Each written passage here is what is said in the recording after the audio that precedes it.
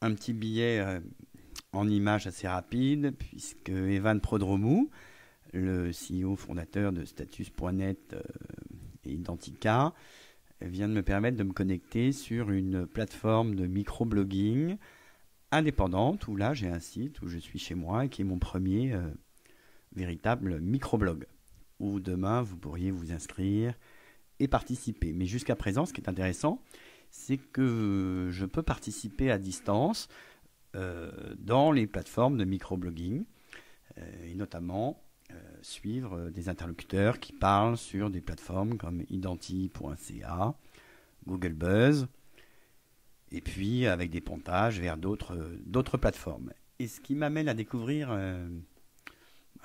Open Status, là, je découvre ça par le CTO qui a posé une page sur le wiki et qui fait que les communications entre les sites, les différents sites personnels de StatusNet, là mon site personnel et puis les sites de mes amis, vont mieux fonctionner. Et il nous rappelle la métaphore des bons vieux jours où des services d'email entre AOL, CompuServe ne fonctionnaient pas. On ne pouvait pas envoyer quand vous étiez chez CompuServe un email à AOL et inversement. Et l'intérêt, je crois, de ce protocole, qui est baptisé l'Open Microblogging, c'est de pouvoir mettre en place des abonnements entre les sites et avec un support un peu spécial à utiliser pour les services qui ne sont pas chez Status.net. Alors ça fonctionne, je ne vous dirai pas précisément parce que je ne suis pas programmeur, mais sur des protocoles standards que sont les fils RSS et Atom.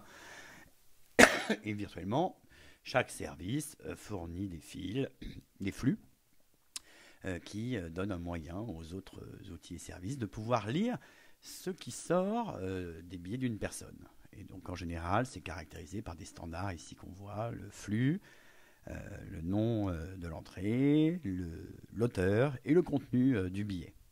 Jusqu'à présent, rien de vraiment nouveau. Mais ce qui va être drôle dans les futurs réseaux sociaux, avec ce web en temps réel, c'est que si vos mises à jour ne sont pas envoyées à vos amis directement, c'est pas très drôle si ça se fait pas en temps réel. Et heureusement, il y a un nouveau problème qui a été résolu récemment avec un protocole de chez Google, poussé par Google, qui est PubSub Hubbub. Et dans ce système qu'on va résumer sur le push, un site peut s'abonner aux mises à jour d'un flux à partir d'un serveur hub associé à ce flux. Donc ça veut dire qu'à chaque fois qu'un nouveau billet est créé, le site de publication de l'auteur va notifier et alerter le hub, et le hub va immédiatement envoyer les nouveaux billets à tous les abonnés. Donc il n'y a pas besoin d'avoir ce sondage éternel du fil RSS pour savoir quand est-ce que votre site est mis à jour. Alors OpenStatus s'est construit, je crois, sur cette base assez simple. Tout le monde, chaque site qui participe, produit un fil des flux Atom de mise à jour et utilise les abonnements avec ce PubSub Hubbub pour envoyer les mises à jour pertinentes aux autres sites. Et ça se résume sur ce schéma. On a ici Alice qui va dire ici voici les documents que Bob a demandé avec un lien vers les documents. Et ça se propage via les protocoles. Alice était sur la plateforme identi.ca et ça peut se propager dans les différents sites personnels de microblogging de X, Y et Z qui peuvent être des entreprises et dans lesquels vous aurez différentes boîtes à lettres des interlocuteurs accrochés à ces sites.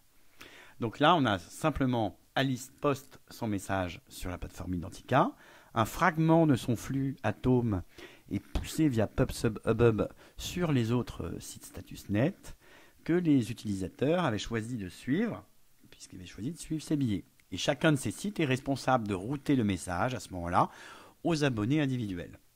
La vraie beauté de ce truc qu'on va essayer de voir ici en démonstration, c'est qu'on peut, et qui est vraiment utile, c'est que ce n'est pas spécifique à status.net. En fait, je vais pouvoir m'abonner à des interlocuteurs qui publient des fils publics sur Google Buzz. Et on va faire ici l'exemple, par exemple, avec Brian Souda, que je suis notamment, qui était l'inventeur de la hashcard, qui me dit qu'en ce moment, sur son fil de chez Google Buzz, qu'il est probablement en train de lire ou de travailler.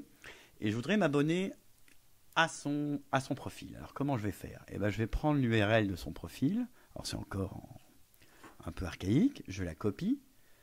Je vais sur mon site, ici Christophe Ducamp, enfin xtof.status.net. Alors là, je suis sur le vieux Twitter, on n'en parle plus, hein, parce qu'à mon avis, il va se faire démolir. Je vais dans mes abonnements. Et je vais m'abonner à un utilisateur distant. Et là, je vais rentrer ici l'adresse de son URL de profil, qui est HTTP. Je vais continuer.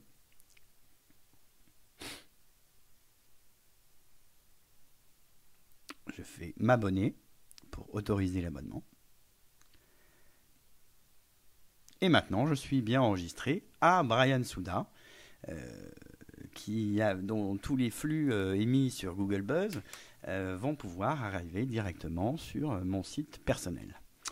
Voilà, j'espère que pour un premier pas, c'est assez clair. Je continue à explorer ces perspectives de plateformes ouvertes fondées sur du logiciel libre de microblogging. C'est mon premier microblog. J'ai encore peu d'abonnés, mais si vous voulez vous abonner, bien c'est xtof.status.net et vous pouvez vous abonner. Là, je suis à ce stade à 4 abonnés, ce qui n'est pas grand-chose, mais on démarre.